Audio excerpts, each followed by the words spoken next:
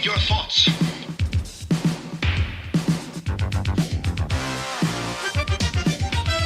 From the future. The movies of 1985. Hello, how are you?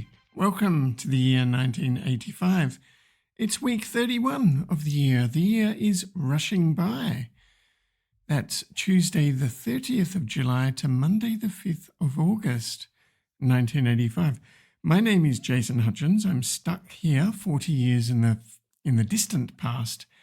And what I do is I select a random number from a bingo machine, look up a spreadsheet on a Commodore 64, and thereby know which movie I should rent from a local video store to watch this week.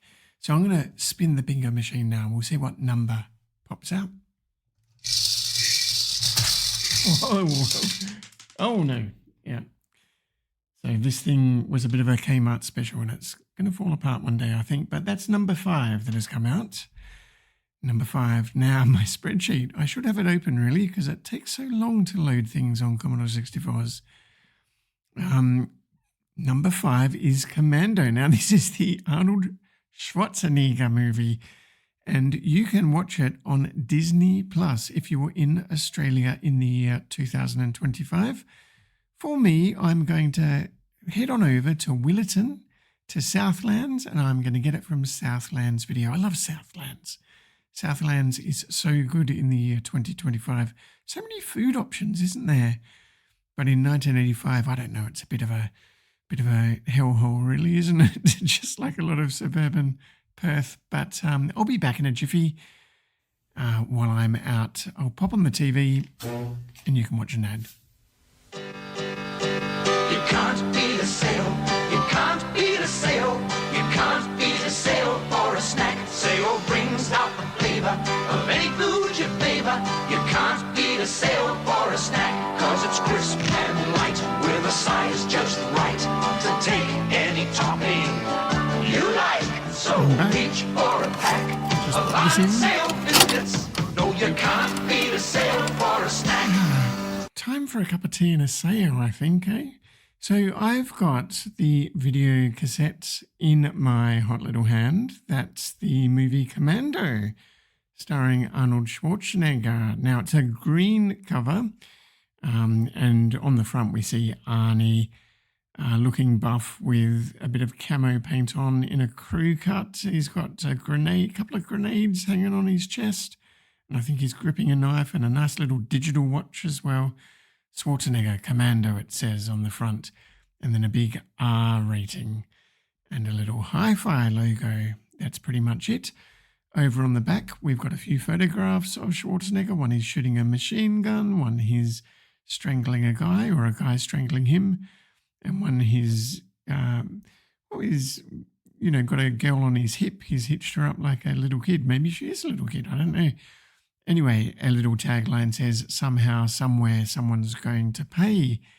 And then it goes into a little bit more detail saying, it's a bit hard to read. It says, they don't make them any tougher than Colonel John Matrix. His name was Matrix, was it? Intelligent, cool, under pressure, physically imposing, an expert in martial arts, and the use of firearms and combat weaponry. It's the trifecta. Matrix made a career with these extraordinary talents, a commando without peer. Matrix is the former leader of a special operations strike force assigned to the Middle East, the Soviet Union, Central America, whatever political hotspot was the hottest. Like any covert operations unit, it's hard to think of him being covert, isn't it? Matrixes had outlived their usefulness, awkward sentence, and were retired in air quotes. Too many people knew their faces, too many people wanted them dead, and Matrix was the number one target. Still armed with the physical skills and knowledge that made him a superb soldier, Colonel John Matrix is now living under a new identity in rural splendour with his 11-year-old daughter Jenny. Well, that must be the child that he's got on his hip there. Years ago, Matrix's unit ousted the vicious dictator of the South American country of Valverde, and replaced him with a democratically elected president. I like a little bit of Valverde on my steak. Now, the deposed dictator, General Arias, aided by one of Matrix's former men, has tracked the retired commando down and kidnapped his daughter. To get her back, quite a blurb on the back for this videotape. To get her back, Matrix must return to Valverde, where he is a hero of the revolution, for one last mission: kill President Velasquez, so the way will be open for Arias to return to power. Okay, so that's the synopsis of the plot, essentially. I remember Commando was a pretty good video game as well. I think it was an arcade game, but there was a Commodore 64 version too. And I think there's a recent remake. I should have done a bit of a games hookup, shouldn't I? But it's probably the first movie of the year that has a games tie-in. Anyway, I think it's time to press play on tape and watch Commando.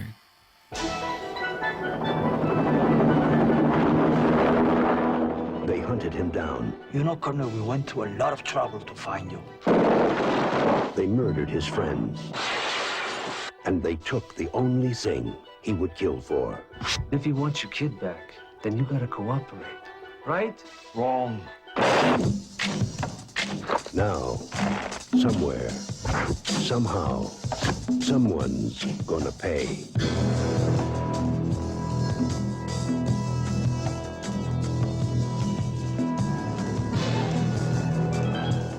Do you think that he is going to give us any problems?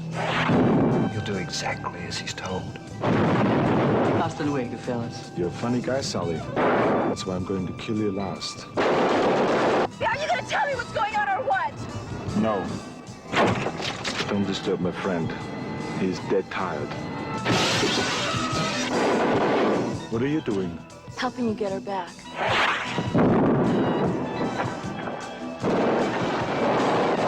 Remember, Sally, when I promised to kill you last? That's what Major, you did. I lied.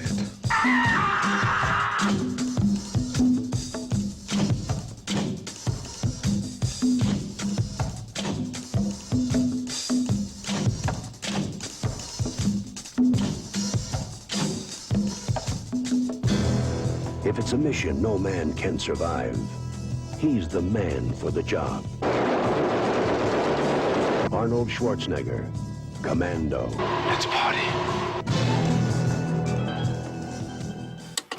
Well, that movie is a ton of fun. It's so funny. So funny, Commando. You've got to be in the right frame of mind, I think, to enjoy it. It is a very cheesy comic book style movie, and they do go over the top a lot.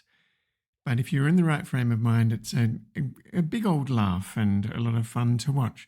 Before I dig into it, I really wanted to say a little bit about last week's movie, because I found my notes that I was writing when I watched it, and I had forgotten about Brian Dennehy being a Serbian drinking Slivovic at the bar, and I'd forgotten about seeing a Zaxxon machine in the bar as well.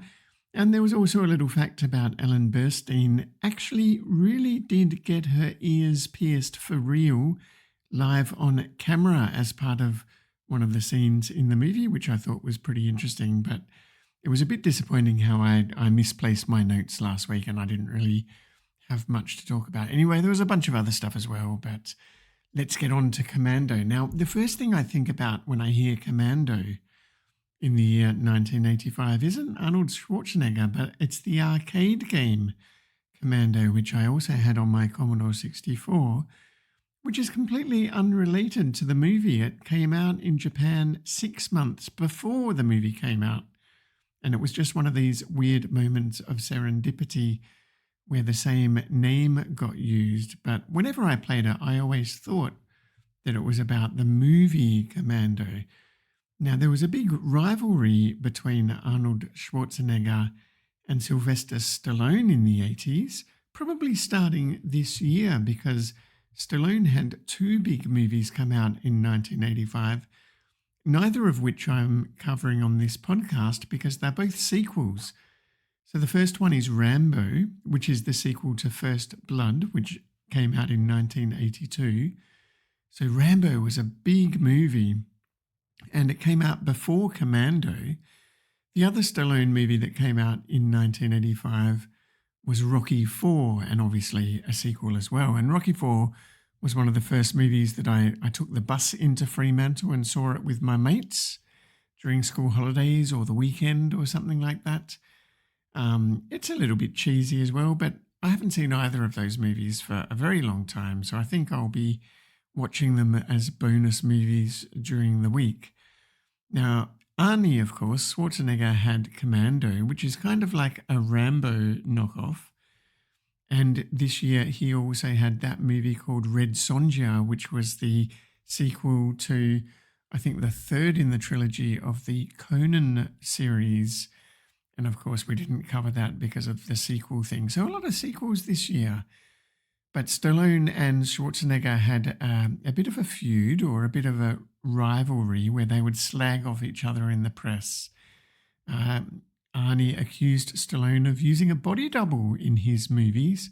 Stallone retaliated by making Ivan Drago in Rocky IV, the big Russian wrestler, making him a clone of Schwarzenegger so he could beat him to a pulp, I suppose, and win the day.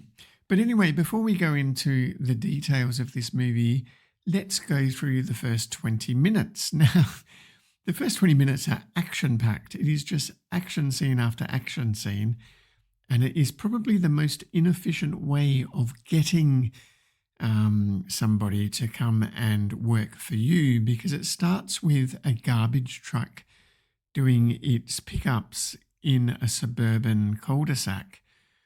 And we see the garbage truck coming down the street, and then we see a husband and wife asleep in the bed, and they say, "Oh, that sounds like the garbage truck. Oh, well, it's not Thursday, it's only Tuesday. What are they coming 2 days early for?" And the husband says, "Well, I'd better take the bins out." So he runs out to take the bins out, and of course the two garbage men, they're just assassins. So they pull machine guns out of the bed of the garbage truck and assassinate this guy, shooting him with about 1,000 bullets after he's dead, in a completely over-the-top assassination, and then driving away. Of course, they would get away with such a bold assassination job, and they didn't even do the obvious thing of dumping his body in the back of the truck. They just left it in the street. Then we cut to another scene where one of the assassins is now in a car dealership checking out a Cadillac or something like that. And the target of the assassination is the salesperson at the car dealership. And when he sits in the car, he starts up the engine, the salesperson jumps onto the windshield, and then he thereby kills him by driving through the window. So again, a very inefficient way of killing somebody, and an inefficient way of killing somebody and not leaving any witnesses as well. Then, of course, there's a third assassination attempt, where a guy is driving a boat, and then the same assassin from the first two attempts pulls out this massive remote control and presses the red button, which will blow up the boat and presumably kill the guy on board. Now, all of these three assassinations happen before the credits.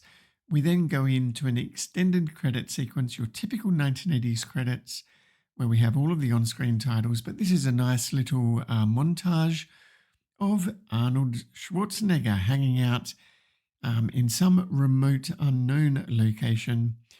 And we see him chainsawing trees and then carrying a tree on his shoulder, looking all buff, and then chopping wood for an axe, and then someone approaches from behind, and of course we think it's the assassin, but no, it's just a young girl. It's his daughter. And then they have a nice little montage of going fishing and practicing martial arts together, feeding wild deer out of the palm of their hands. And then his daughter gets him in the face with an ice cream, and they laugh that off. We've last seen an ice cream going in someone's face in the movie The Witness a couple of weeks ago. So it was a bit of a throwback to that. So then the opening credits fade out, and the father and daughter, their daughter's just made him a sandwich for lunch or something. They're living their idyllic life in the woods, and then a chopper approaches. And it's General Kirby. General Kirby approaches Schwarzenegger, and his name is Matrix. So it's Kirby and Matrix, the two very strange names. And they come to tell him that, hey, all of your old squad members are being assassinated one by one. You're next. Why don't you come and help us get to the bottom of it? Which, of course, he doesn't want to do. He wants to stay leading this life with his daughter, where he's sort of in protective custody, not protective custody. He's been given a new identity.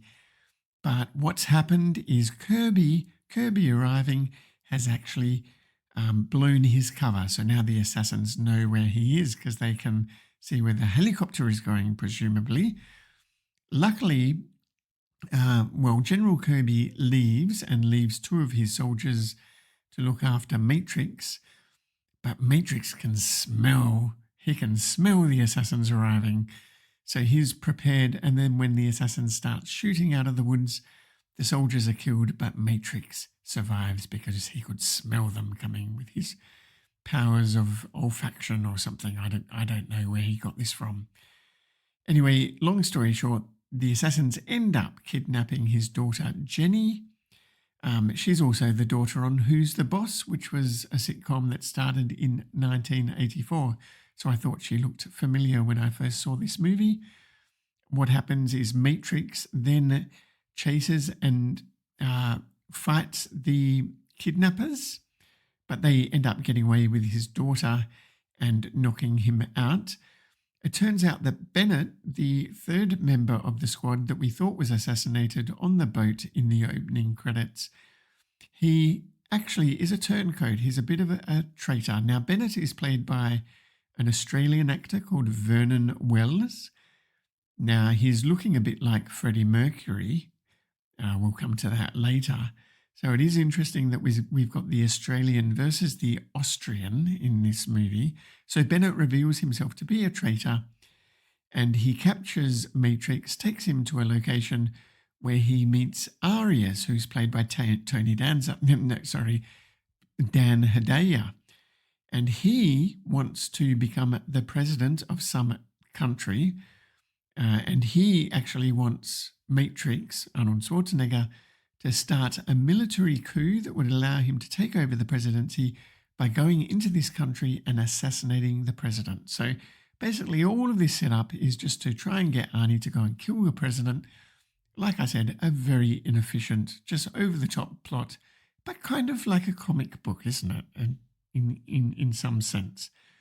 So Arnie's now bundled onto a plane, and that's where we, to fly to this country and to assassinate the president. That's where we end, because that's the end of the first 20 minutes. Of course, he ends up escaping from the plane and then exacting his revenge and killing a lot of people along the way. Now, this movie, like I said, it was a lot of fun. I'm going to give it 4 stars. I laughed my way through it. It was very entertaining, and I reckon it's a Mintox. If you haven't seen Commando since the 80s, or if you've never seen it at all, just make sure you go in with the right mood. You don't want to overanalyze this movie, but if you're in the right mood, maybe if you're with a group of people on a movie night, it is quite enjoyable. Now, I quite liked Ray Dawn Chong, who plays Cindy in this movie. We didn't meet her in the first 20 minutes, but we meet her soon after because she's a stewardess on the plane who ends up teaming up with Matrix to rescue Jenny after a fight in a shopping mall, which was a bit reminiscent to the Jackie Chan fight in Police Story. Matrix even does a bit of a stunt near the escalator section or the elevator section of the shopping mall, similar to Jackie Chan's stunt. Now, Ray Dawn Chong is the daughter of Tommy Chong from Cheech and Chong. And she was also in Beat Street in 1984, which was a rap and breakdancing movie. And she was in The Colour Purple from earlier this year in the movies of 1985. Now, interestingly, Commando was filmed, it was a bit of a rush job. It was filmed in 45 days, leaving just 3 weeks of post-production. So they needed to have 3 editors going 24/7 to get it finished in time to get released into the cinemas. It went straight to number 1. But part of the reason why it was rushed out is that the director saw a preview of Rambo and panicked after seeing Rambo and said, well, our movie needs to be bigger and better, and we needed a higher body count. So originally, Commando was only meant to kill about 20 people, but the body count in this movie is over 100 according to fan counts. Certainly towards the end of the movie, he just goes crazy with a machine gun and just kills dozens of people, just standing, just planted, on a spot in this big mansion and just shooting his gun everywhere and killing everyone around him. So it is quite interesting. And the wardrobe department had a bit of a issue because what happened is the person who was meant to play that turncoat that we talked about earlier, who ended up being played by Vernon Wells, the Australian guy. Well, Bennett was originally cast, another actor was cast in the role, but they quickly had to swap him out because he didn't pass muster. They flew Bennett over from Australia, and then his outfit was too small because it was made for the other guy. So he's wearing a very skin-tight chainmail vest with a mustache and leather pants and looking very much like Freddie Mercury. People sort of refer to him like that. And there are a few interesting things as well. When Matrix goes through a process of getting all his weapons, you know how in the Rambo movies, John Rambo, puts his knife in his belt and sort of the bandana on his head and sort of all of his equipment on, and quite famously, well, Matrix does that as well. And he clips all of his grenades to his vest by hooking the pins of the grenades to metal loops on his vest, which is probably not the best way of carrying grenades around because those pins are going to come out, aren't they? But like I said, it was funny, over the top, comic book style movie. Lots of silly one-liners from Schwarzenegger. Things like, remember when I promised to kill you last? I lied. And let off some steam, Bennett, because ultimately he kills Bennett with a steam pipe through his chest. And when he breaks the neck of a guy on the plane and then puts a pillow over his head, he says to the stewardess, "Don't disturb my friend, he's dead tired." So classic Arnie one-liners like that. The fight sequence between him and Bennett at the end is just absolutely ridiculous. They just punch each other like crazy because they decide to fight with knives and fists. They throw their guns away. And it's a big, long, extended fight sequence. At one point, Schwarzenegger punches Bennett into like an electrical system, and Bennett just starts getting fried by the electricity. But that just seems to power him up because he jumps back in and starts punching Matrix again. It's just totally silly. Anyway, it was a lot of fun. I watched this with my son. We had a lot of fun watching it, and I would recommend it. So watch Commando, 4 stars from me. But now...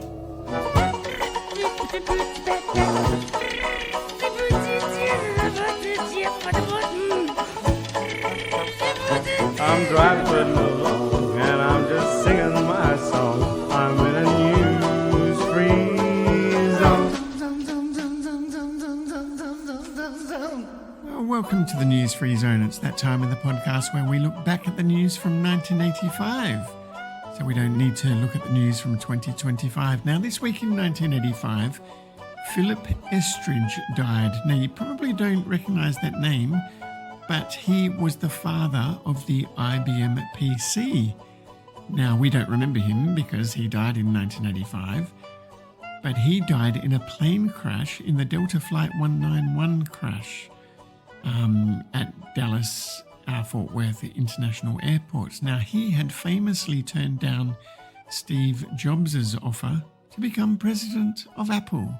So it makes you think what might have been.